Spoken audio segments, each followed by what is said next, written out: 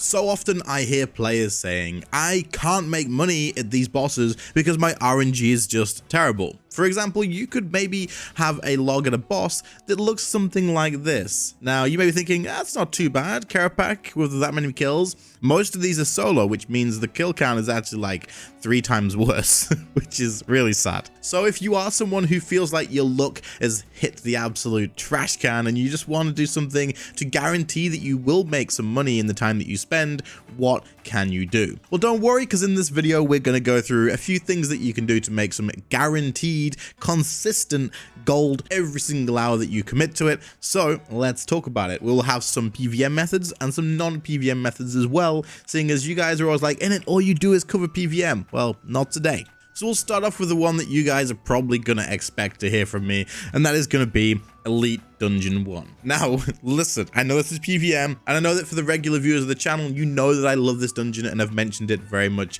in the past. However, right now this is insanely good GP. Since the Vorkath release, it kind of revived ED1 and actually made Elite Dungeon 1 better money per hour than the release of Vorkath. Doing this dungeon is actually better than the newest boss in the game.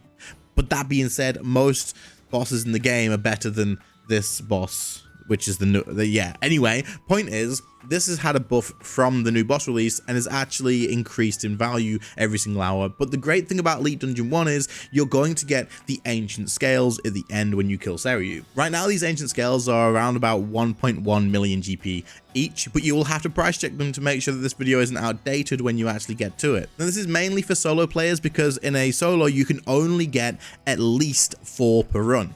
4 or more scales every single time you do the kill in a solo. If you're in a group, you can roll 0, you can roll 1, and it's more common to do that. And so the GP you can expect to make drops off quite a lot. However, the average scale drop in a solo run is 14 scales every single time you kill Seiryu. Now, if these were exactly 1.1 million GP each, then you can expect to be making like 15 mil a run. Now, don't get me wrong, sometimes you're going to get 4, sometimes you're going to get 20.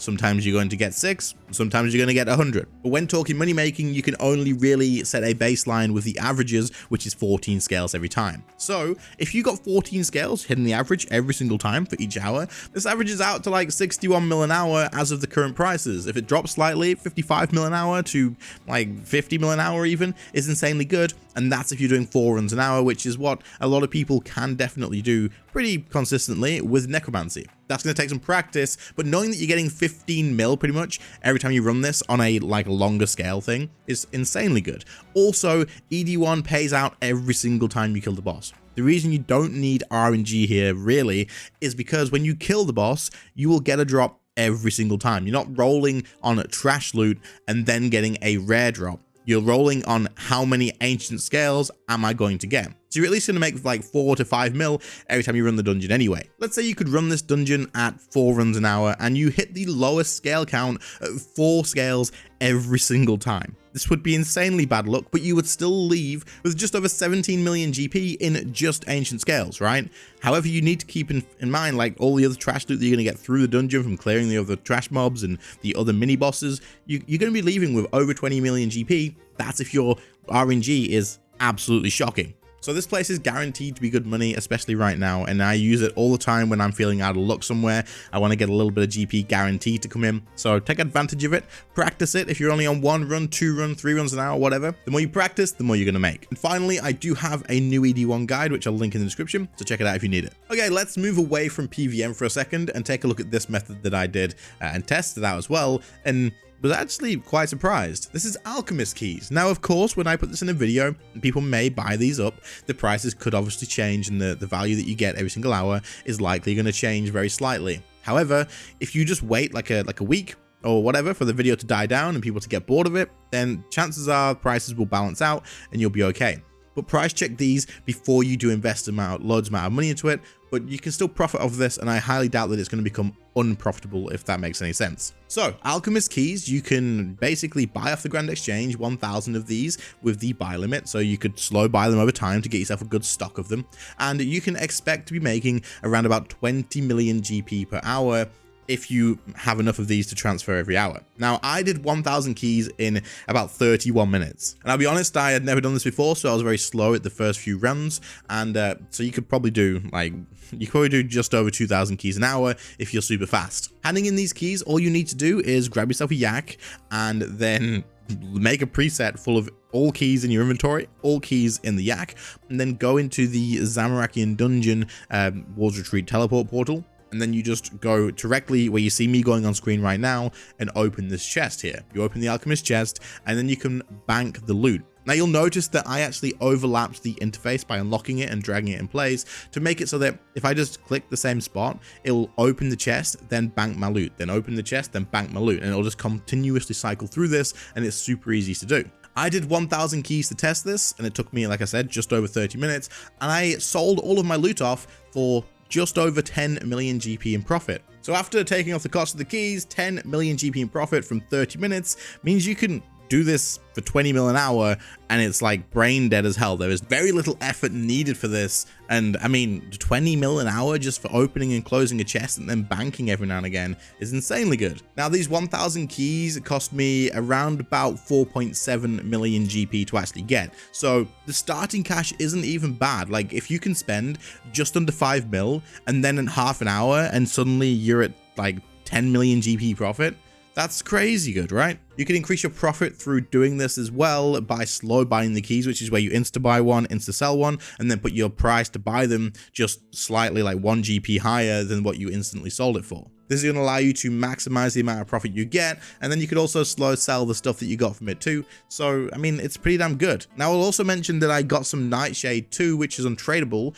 but you can turn this into weapon poison, which then is even more profit if you want to go ahead and process that afterwards. So it kind of even turns this whole thing into even more than 20 mil an hour, assuming you have 2,000 keys, right? Enough keys for an hour, or 1,000 keys is 10 mil profit plus the actual cave nightshade that you get. So this ends up being really damn good if you're going to take that extra time out as well. To do this method, I'm pretty confident, and I've had a look and I can't find anything, but there is no requirements to do it other than being able to travel to the place. Obviously, if you don't have Surge, Bladed Dive, Double Surge, or a Pack Yak, or that sort of stuff, then you're likely going to be like doing less keys an hour.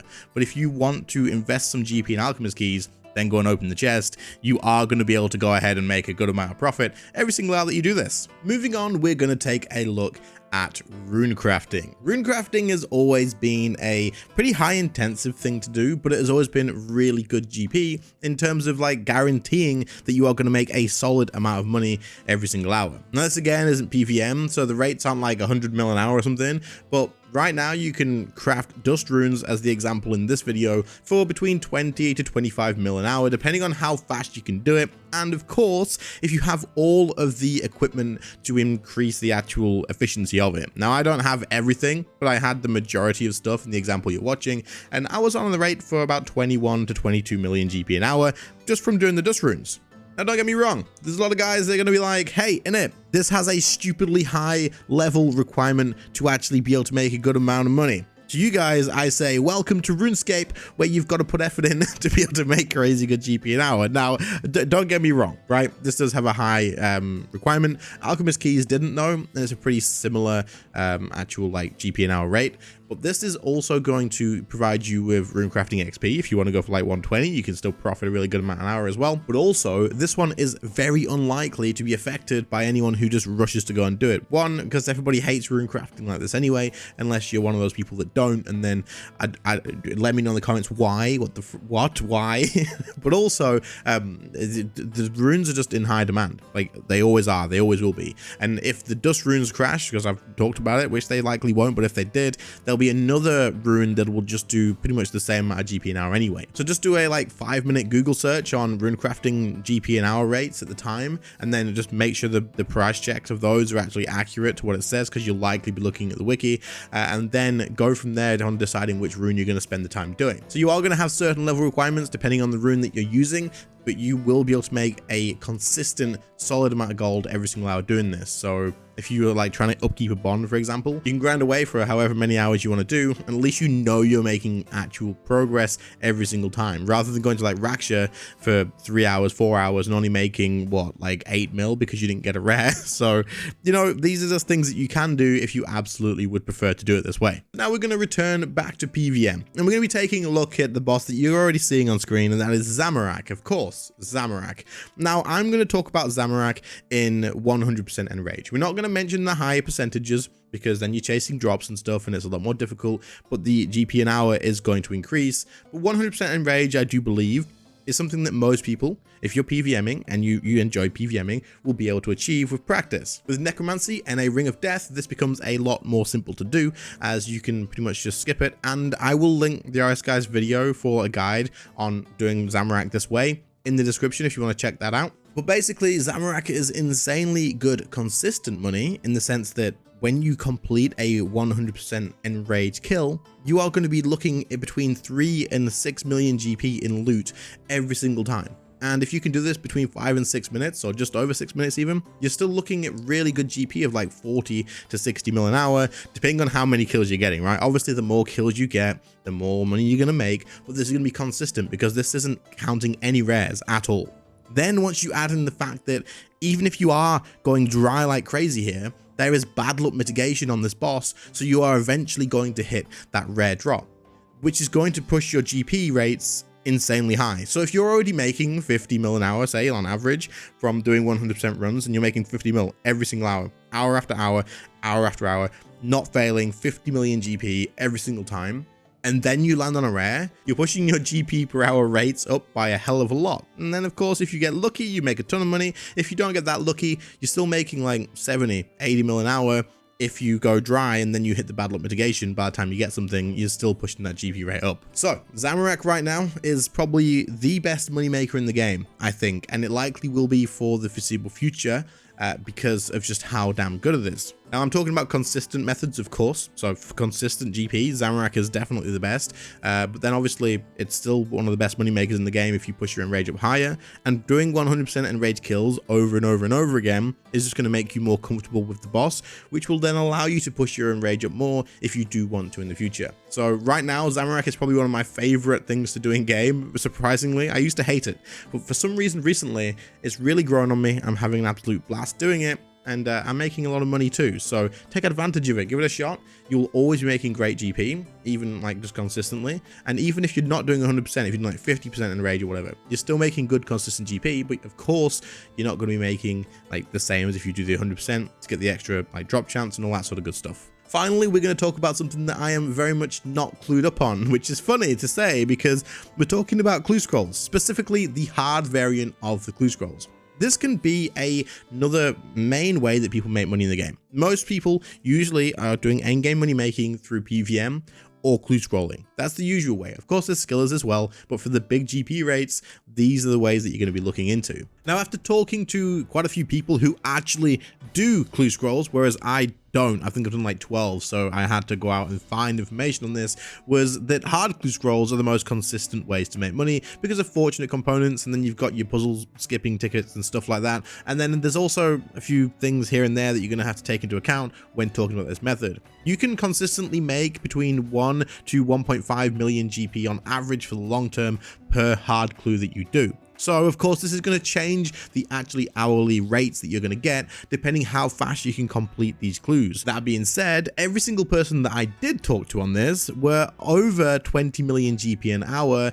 if you're not using puzzle skipping tickets, which is pretty good. Like if it's consistent, and obviously there's a skill-based thing as well, and the person that I spoke to that was making the most GP per hour doing this, who've done hard clues a lot, they're pretty quick, probably faster than the average person is, they are making like 40 million GP an hour doing hard clue scrolls consistently. This doesn't include the rares either, so this is just from the actual consistent loot that you're going to get. That being said, again, speeds matter a lot, and there's going to be a lot of requirements to be actually able to make this amount of GP. You're going to need the Globetrotter outfit. You're going to need to have the actual setup for your inventory. You're going to need to have the efficiency to set up clue scrolls, and it really does take quite a lot of effort to get into clue scrolls correctly. So there's gonna be a lot of effort to get into this, just like before when I said with rune crafting, right? Like the skill requirements are high to do rune crafting. The effort and time investment to make this much GP at Clue Scrolls, because this is without the rares, right? If you add the rares, you're making even more GP. The requirements to make great money in the game is obviously high. It's the same with PVM. If you want to do Zamorak, you need to have decent gear, and you need to put a lot of time and practice into actually doing PVM to get those results. So without the outfit and without the proper inventory setup and the right items and the know-how, it is going to be a lot lower than this. But I will always stress in videos again and again and again that if you're looking at making great GP, it is worth making lower rates while you practice and invest time into actually getting yourself in a position to make the higher rates. So if you want to make some money through Clue Scrolls, you can make great consistent GP through the hard Clue Scrolls by getting the fortunate components and all that sort of stuff. But of course, be prepared for the amount of input it's going to take in the first place to be able to actually hit these rates. Anyway, there is 5 ways that you can make a bit of money if your RNG just sucks in this game and you want to focus on doing consistent money instead of kind of rolling the dice on it. Hopefully you guys found this video interesting. If you did, leave a like, sub to the channel if you're new, and I'll catch you all in the next one. See you later, guys. Bye.